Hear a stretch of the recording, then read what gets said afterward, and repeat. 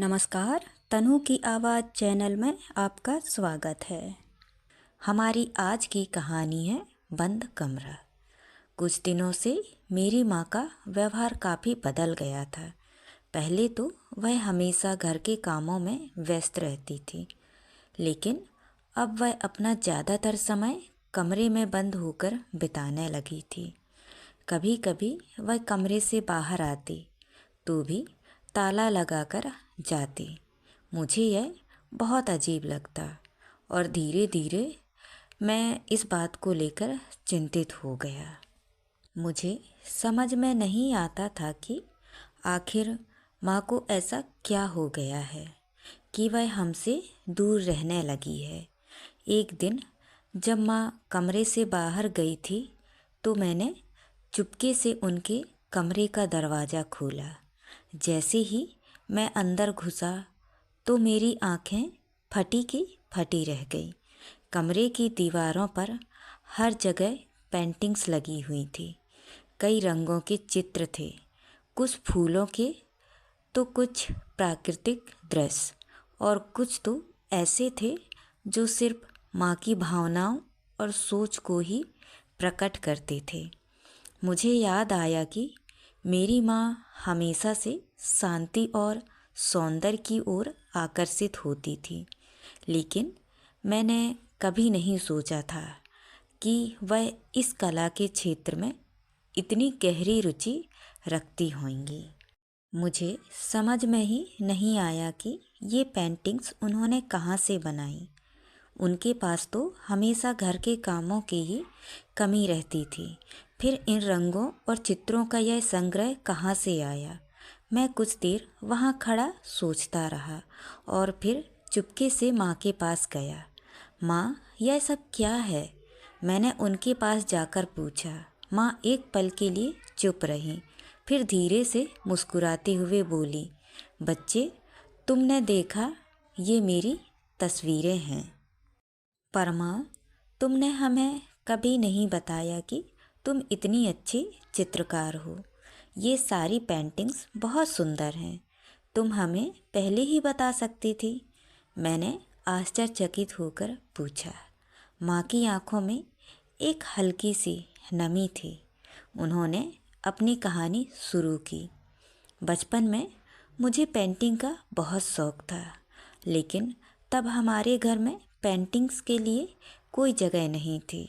मेरे माँ बाप हमेशा कहते थे कि घर का काम करो, यही काम आएगा। मेरी ज़िंदगी का उद्देश्य हमेशा यही था कि घर को साफ सुथरा रखूं और परिवार की देखभाल करूं। फिर शादी हो गई तो ससुराल की जिम्मेदारियां और बच्चों की देखभाल में ही इतना समय निकल गया कि कभी अपनी कला के लिए वक्त ही नहीं मिल पाया। माँ की बातों में एक गहरी उदासी थी, लेकिन साथ ही एक संतोष भी था, जैसा कि वह इस बात को स्वीकार कर रही हो कि जीवन ने उसे एक नए मोड़ पर ला खड़ा किया था।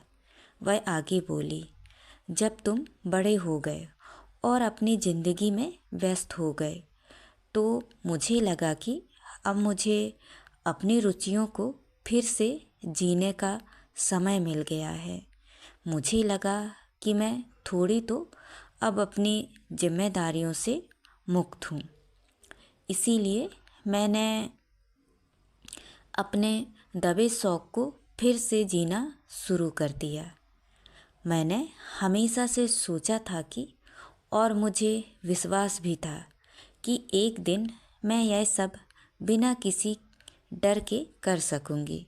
आखिरकार उम्र के इस पड़ाव में मुझे यह मौका मिल ही गया और मैं अपने आप को बहुत खुशकिस्मत मानती हूँ। वरना मुझ जैसे कई तो बस मन ही मन में लिए ही जीती रहते हैं, और इस उम्र तक आते आते तो सारे शौक ही मर जाते हैं। मुझे समझ में आया कि माँ की चुप्पी और कमरे में ताले लगाने के पीछे एक गहरी कहानी छिपी हुई थी, जो उन्होंने अपने जीवन के सफ़र में कभी किसी को नहीं बताए।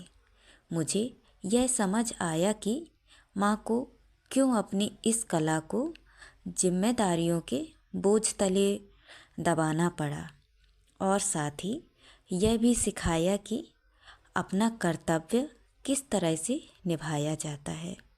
अपने लिए तब जिया जब सभी जिम्मेदारियों को अच्छे से निभा दिया।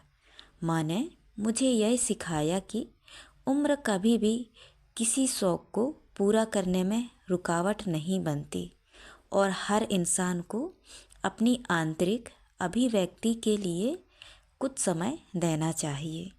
माँ की पेंटिंग्स अब मेरे लिए सिर्फ रंगों और चित्रों की पेंटिंग नहीं है, बल्कि एक प्रेरणा है कि जीवन में कभी भी कुछ नया शुरू किया जा सकता है और कभी भी अपने सपनों को पूरा किया जा सकता है।